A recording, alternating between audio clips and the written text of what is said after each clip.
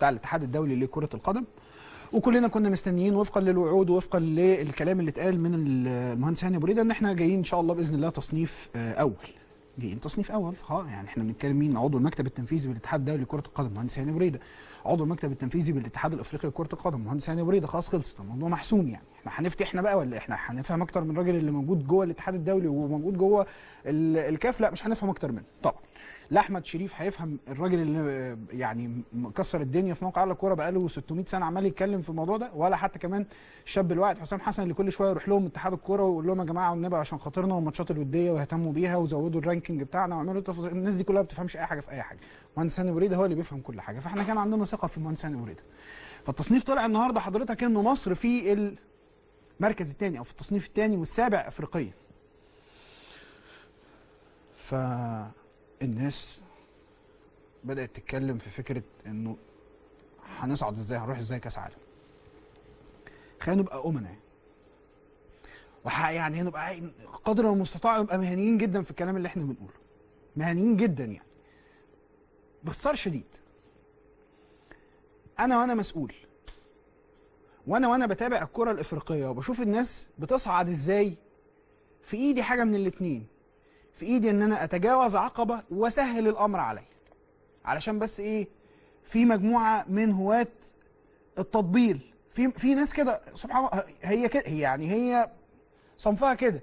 يقول لك انت عايز تصعد انت تحارب الجن ابن العفريت عشان تصعد. احارب الجن ابن العفريت، بس لما يبقى عندي عضو المكتب التنفيذي بالاتحاد الدولي لكره القدم، وهو نفسه عضو المكتب التنفيذي في الكاف، والموضوع حسابي بحت، يجنبني انا كدوله ويجنبني انا كمنتخب ان انا اقابل فرقه من الفرق الكبيره. شوفوا عيسى حياته، شوفوا مثلا الكاميرون، شوفوا ايه اللي بيحصل في الكاميرون. بقى لها كذا فتره بتلعب على الماتشات الوديه وتوصل للتصنيفات دايما كتصنيف اول، وتلعب فرق اقل فتصعد كاس عالم. انا بذلك عقبه، خلونا بس انا هحسبها لكم الحسبه الطبيعيه عشان ما حدش بس ايه ياخدكم في سكه ايه اصل اللي عايز يصعد، اللي عايز يصعد بيصعد، وكل الكلام ده كله الكلام ده حلو هنتكلم فيه. بس لما يخرج عندي مهندس هاني ابو ريده وده قيمه كبيره، ويقول لك هيبقى في ضرب نار لو احنا بقينا تصنيف، فخلاص. لما احمد شريف محرر موقع يلا كوره بيكتب التصنيف ويشتغل عليه في الفيفا ويطلع في النهايه، هعرض لكم التصنيف، هاتوا لنا التصنيف، ويطلع في الاخر التصنيف الخارج من الاتحاد الدولي لكره القدم تصنيف اول الجزائر، كوت ديفوار، غانا، السنغال، تونس، والفرق ما بينك وما بين تونس 9 نقاط بالتمام كمان. 9 نقاط ده في التصنيف ده رقم كبير. يعني تيجي الراس الاخضر كمان قبليك يا فرحتي في المركز السادس، وبعديها في المركز السابع مصر، الكونغو في المركز الثامن، نيجيريا في المركز التاسع، مالي في المركز العاشر. التصنيف الثالث الكاميرون 11، المغرب 12، غينيا 13، جنوب افريقيا 14، الكونغو 15، اوغندا 16، بوركينا فاسو 17، 18 زامبيا، 19 الجابون، ليبيا 20. اتفهم قوي الناس اللي تقول لك احنا عايزين نصعد، فاللي عايز يصعد يلاعب الفرق القويه، بس في نفس الوقت انا اغفر ازاي انا لمسؤول هو اللي جاي رئيس الاتحاد المصري لكره القدم، خلصت يعني منتهي. هاني ابو ريده هو رئيس الاتحاد المصري لكره القدم، المفروض الراجل ده هو فاهم في كل حاجه، يعني انا مش هفهم زيه. احمد شريف من موقع يلا كوره مش هيفهم زيه، الناس الصحفيين اللي بيشتغلوا على الترافيك مش هيفهموا زيه. فلما احنا نروح للناس ونقعد نتكلم معاهم ونجيب كل الناس المتخصصين والمسؤولين ونقعد يا جماعه خدوا بالكم الترافيك، يا جماعه خدوا بالكم من الرانكينج، يا جماعه خدوا بالكم احنا هنبقى فين والتصنيف وهيفرق معانا ومش هيفرق معانا، والعبوا ماتش الكونغو ونتحايل عليهم، وبعدين نقول لهم طب تعالوا يا جماعه نرجع شويه لورا ونشوف الماتشات اللي انا لو رجعت لكم لورا، هو بس مش القصه مش ماتش الكونغو بس، وهو مش المسؤول مهندس هاني ابو ريده بس، المسؤول كل اعضاء مجلس اداره الاتحاد المصري لكره القدم، عشان بس نبقى منصفين. هو الراجل يتحمل جزء كبير وانا بتكلم في الجزء ده، انما اعضاء مجلس اداره الاتحاد كلموني عن ماتش السنغال اللي اتلغى، كلمونا عن ماتش الاردن اللي لعبناه وخسرنا فيه في التصنيف، كلمونا عن ماتش ليبيا اللي لعبناه وخسرنا فيه في التصنيف. احنا عمالين نضحك على نفسنا وبنضحك على الناس، احنا مش عارفين اي حاجه، احنا ما بنوصلش نفسنا لاي حاجه تنجحنا. فانت في النهايه انت بقيت في التصنيف الثاني النهارده. تعال اجيب لكم احمد شريف كان بيتكلم معانا من كام يوم 29 واحنا بنتكلم على موضوع الفيفا ده، واحنا بنتكلم على موضوع التصنيف، قال ايه وقال المهندس هاني ابو ريده كان بيتكلم ازاي. وبعدين اجيب لكم كلام المهندس هاني ابو ريده عشان نعرف اصل يا جماعه الكوره مش فهلوه، الكوره مش فهلوه، والكوره مش اتفاقات، الكوره تنظيم وتخطيط ومذاكره، ومش بس الماتش ده، انا بتكلم على الماتشات اللي فاتت، مش بس ماتش الكونغو اللي اتلغى بطلب من المهندس هاني ابو ريده، لا كل الماتشات اللي فاتت، الماتشات اللي اتلعبت وما كانش المفروض تتلعب بالشكل ده، واحنا ندور على ناس ترفع لنا التصنيف بتاعنا. انا بتكلم على يمكن اكتر من 8 ماتشات، الثمان ماتشات كلهم اخدونا وصلونا للي احنا بقينا فيه النهارده. تعالوا نشوف الكلام اللي قاله احمد شريف. يعني مين يتحمل بقى مسؤوليه يعني هبوطنا من تصنيف اول لتصنيف ثاني اذا حصل؟ ده طبعا المهندس هاني ابو ريده. ليه بقى؟ لان انا لما كلمت المهندس ايهاب لهيطه قلت له يا باشمهندس حضرتك مقتنع بالغاء الماتش او الارقام اللي عندك بتقول ان الغاء الماتش ده صح؟ قال لي لا مش مقتنع، ولكن هو يعني هي وعد، بس مع احترامي للمهندس هاني ابو ريده، تصنيف الفيفا مش بالوعود.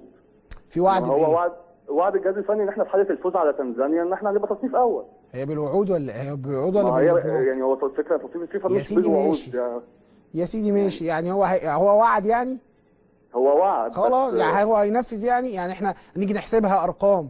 ما انا وانت سيد احمد والناس اللي قاعده بتتفرج علينا نستنى نحسبها ارقام، فتطلع تونس اكتر مننا، فالناس بتوع تونس دول بقى ايه، ما لهمش علاقه بالبشر والبني ادمين والكون، يرضوا بقى ان احنا ايه نقوم راكبين عليهم في التصنيف عشان المهندس هاني ابو ريده وعد، صح كده؟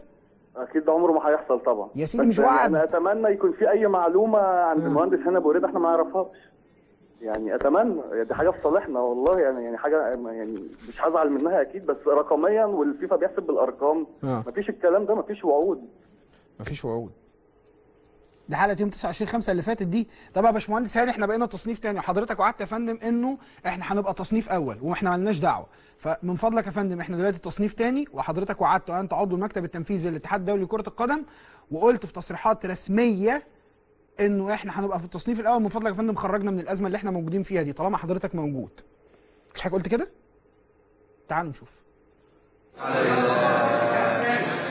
الفئه الاولى للمنتخب ان شاء الله على الصعيد. يعني احنا التصنيف ما فيش فيه اي تغيير. مصر في ضرب نار لو طلعنا بعد الثاني، في ضرب نار. احنا عايزين ضرب النار بقى، احنا عايزين نشوف ضرب النار. يعني دلوقتي حضرتك بتقول انه واثق، ففندم النهارده التصنيف طلع اهو يا باشمهندس هاني، اكيد بلغوا حضرتك احنا دلوقتي احنا دلوقتي في التصنيف الثاني، واحنا دلوقتي هنحط برضو لحضراتكم تصور كده من فريق الاعداد عن شكل المجموعات اللي احنا ممكن نتحط فيها، او شكل منتخب مصر اللي ممكن يتحط فيه. يا باشمهندس هاني حضرتك دلوقتي احنا واثقين فيك يا فندم، على فكره احنا ما بنصدقش الفيفا دول عالم كخه وعالم كدابين، احنا بنصدق حضرتك يا فندم. فمن فضلك حضرتك تدخل بقى في الموضوع وخلي مصر اللي بقت تصنيف ثاني خليها تصنيف اول عشان ضرب النار اللي حضرتك وعدت بيه. ده تصور لاقوى مجموعه في تصفيات افريقيا المؤهله لكاس العالم 2018، الجزائر، مصر، المغرب، الجابون. ده تصور للشكل اللي ممكن احنا طبعا بنتكلم يعني ايه اذا احنا يعني انتوا عارفين حظنا ما يعني بالله ربنا دايما بنقع في المجموعات اللي يعني بنعاني فيها. طب ده شق ماشي كده. في شق تاني الناس بتقول لك فيه ايه، عشان انا بسرد لكم موضوع بموضوعيه شديده. يقول لك اصل انت في النهايه منتخب مصر فرقش معاك بقى تصنيف اول من تصنيف تاني من تصنيف تالت، بس يفرق معايا حاجه واحده. الكلام ده انا موافق عليه، بس يفرق معايا حاجه واحده. يفرق معايا انه لما يكون المسؤول بتاعي، كلمه مسؤول خدوا بالكم اسمها ايه، اسمه مسؤول. لما مسؤول يخرج في تصريحات في كل حته، وقال الكلام ده على فكره مش بس في موقع في الجول، قال الكلام ده مع كابتن احمد شوبير، وقال الكلام ده مع سيف زاهر، وقالوا مع اكتر من برنامج، قالوا مع اكتر من برنامج. لما مسؤول يخرج يقول الكلام ده لازم يتحاسب. طب مين يتكلم معاه؟ مين هيقول له يا باشمهندس هاني انت حضرتك قلت الكلام ده بناء على ايه واحنا دلوقتي لبسنا في الحيطه؟ بناء على ايه؟ طب حضرتك نيمتنا ليه؟ طب حضرتك ايه ما سمعتش كلام الناس؟ طب حضرتك ما خططتلناش ليه؟ ده حضرتك المهندس هاني ابو ريده اللي احنا بنقوم كل يوم الصبح ونشكر ربنا على النعمه ان احنا عندنا مهندس هاني ابو ريده في مصر. ليه يا فندم حضرتك ما اتدخلتش من الاول؟ مهندس هاني ابو ريده عضو المكتب التنفيذي، الشخصيه القويه داخل الفيفا، بيقول حاجه وتطلع حاجه تانية. انا بتكلم في شق له علاقه بانه سنه كام هنحاسب المسؤولين عندنا على تصريحاتهم. سنه كام؟ هقول لكم الكواليس. يعني يقال انه كان ده اتفاق وما كملش. اهلا وسهلا. يعني ايه اتفاق وما كملش؟ يعني اللي عملوا اتفاقات تانية طلعوا اجدع مننا؟ طب ما هي دي خيابه برضه. يعني هي دي شطاره؟ ما هي دي خيابه برضه. طيب عموما كده ولا كده، كده ولا كده، مصر بقت في التصنيف الثاني. واحنا النهارده هنرجع الكلمتين دول وهنقولهم وخلصوا، وخلصت الليله على كده، وهنبقى بلاك ليست. البرنامج ده اصله بلاك، دمه تقيل، واصله لا عارفين نجيبوا يمين ولا عارفين نجيبوا شمال، وهم ما بيحبوش يسمعوا صوت تاني، ما بيحبوش يسمعوا صوت تاني، عايزين الصوت اللي دايما يا جماعه انتوا لازم تشوفوا بتاع. ويطلع بقى الناس تقول لك ايه، اصل انت يعني مش خايف على البلد، واصل انت مش خايف على احنا اللي مش خايفين على المنتخب. احنا اللي دلوقتي مش خايفين على المنتخب. يعني لو احنا كنا عقبه وزلناها من طريقنا وبقينا احنا في التصنيف الاول، لا بقى يعني كلامنا ده مش صح. الكلام الصح والكلام اللي ياكل عيش ان احنا نطلع النهارده نطبل ونسقف ونتكلم انه لا لا لا لا لا، ده يعني ده اعظم حاجه حصلت. تصنيف تاني، احنا تصنيف تاني، احنا عادي، ايه المشكله؟ مالناش ازمات يعني. مهندس هاني ابو ريده برضانا غصب عننا ورجلينا فوق رقبتنا جاء رئيس الاتحاد المصري لكرة القدم، كلامنا من عدم. وانا بقول لحضراتكم اهو، وافتكروا احنا النهارده كام منه؟ 9. افتكروا الكلام اللي احنا بنقول، برضانا غصب عنا مهندس هاني ابو ريده الجمعيه العموميه للاتحاد المصري لكرة القدم هتجيبوا رئيس للاتحاد باعلى نسبة تصويت في التاريخ.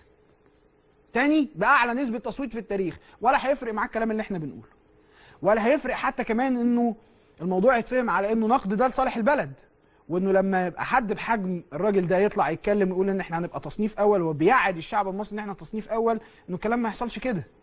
انا بتكلم على تصريحات مسؤول عشان الناس ما تخلطش، بتكلم على تصريحات مسؤول، بتكلم عن شخصيه مهمه داخل الاتحاد، بتكلم عن راجل هو رئيس الاتحاد المصري لكرة القدم في الفتره اللي جايه، بتكلم على راجل يدير الاتحاد اصلا في الفتره الحاليه ومن قبل كده كمان، ويدير جزء كبير كمان من الخطه ومن السيناريو اللي جاي. فتخيلوا كل الخطط دي بتتم بشكل شخصي جدا، وشطار احنا في الشكل اللي له علاقه بالشخصيات. انما ما يتعلق بقى بالبلد، ما يتعلق بالمنتخب، ما بنذاكرلوش، ما بنجيبش الشباب اللي طلعوا واشتغلوا وتعبوا. وانا هجيب لكم احمد شريف دلوقتي على التليفون عشان نفهم الموضوع عامل ازاي. اما واني اتكلمت عن الشق ده، خليني اقول لكم بمنتهى الانصاف، بمنتهى الانصاف، عمر ما كان التصنيف له علاقه بفكره صعودك من عدمه، عمر ما كان التصنيف له علاقه بصعودك من عدمه. انما انا بتكلم على تصريحات مسؤول، وهذا المسؤول مسؤول قوي، ومن المفترض انه يخدم بلده، ومن المفترض انه كلامه لما يتقال كده، يعني لو كان طلع قال يا جماعه التصنيف هيطلع، احنا هنبقى موجودين في المركز الثاني، فتعموش قلبكم، خلاص خلصت القصه. ده الراجل اللي عندنا اللي هو بيفهم في كل حاجه طلع وقال كده. انما حضرتك ما تنيمناش تقعد تقول كلام وتلغي ماتش الكونغو وسايبنا عمالين نعك ماتش السنغال مش عارف اللي مش عارف نعمل ايه، ونروح نلعب فرقه بوركينا فاسو اللي هي تحت السن، وعمالين نعك وعمالين نخرط خرط ما يعلم بالله ربنا، وفي النهايه دينا بنشيل الليله. يا ابو حميد مساء الفل. مساء النور يا استاذ ابراهيم. اخبارك ايه يا سيدي؟ تمام الحمد لله. جبت لك انا المداخله اللي عملناها سوا مع بعض يوم 29/5 لما قلت لي انه مهندس هاني ابو ريده قال لك انا واخد وعد او انا متفق او انه في اتفاق واحنا هنخلص كل حاجه. فقلت لك يا سيدي طالما وعد هينفذ. فقعدت تضحك وانا قعدت اضحك، قلت لك يا سيدي لا طالما وعد هينفذ. فاحنا قلت لك كده بالنص كمان، وانا جبتها حتى للناس انه احنا لما نبقى موجودين ان شاء الله باذن الله لما يطلع التصنيف ونلاقي نفسنا تصنيف تاني، مهندس هاني ابو ريده هيتدخل بسلطاته المعنيه كشخص مسؤول وهيخلينا من تصنيف اول، من تصنيف تاني يخلينا تصنيف اول. الطوبه وقعت في المعطوبه ومصر فعلا بقت تصنيف تاني. ومفاجاه بالنسبه للجميع انه الفرق ما بيننا وما بين تونس طلع 9 نقاط، وده رقم كبير جدا جدا زي ما انا ما فهمت منك وعرفت منك قبل ما نطلع على الهوا. احمد انا الاول بس عايز اشكرك، وانا قلت ده في المقدمه الحقيقه لانه انت يعني اكتر واحد اتكلمت في الموضوع ده، عملنا مداخلات سوا مع بعض سواء في الراديو او في التلفزيون وما كانش في حد بينتبه لده. واتكلمنا كمان على حسام حسن اللي راح الاتحاد المصري لكره القدم واتكلم معاهم اكتر من مره، اتكلمنا عن دوركم اللي انتوا بذلتوه. في النهايه احنا لبسنا في الحيط. اهلا وسهلا بحضرتك. الحل ايه دلوقتي؟ لا هو خلاص مفيش حل يا استاذ ابراهيم للاسف. مفيش اي حلول. هو يعني في اخبار دلوقتي طالعه من جوه الكاف ان في يعني زي ما نقول تضرر من الطريقه اللي اتحسب بيها التصنيف. حلو.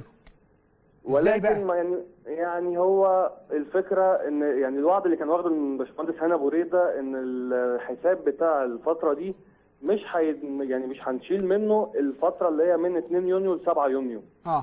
وبالتالي ده كان ممكن يبقى في مصلحتنا. ولكن الطريقه اللي اتحسب بيها هي الطريقه العاديه زي انا ما اكدت لك قبل كده، اللي هو يعني هيتحسب بشكل طبيعي. الفيفا مش هيغير طريقه التصنيف بتاعه علشان تصنيف استثنائي او عشان يرضي منتخب على حساب منتخب.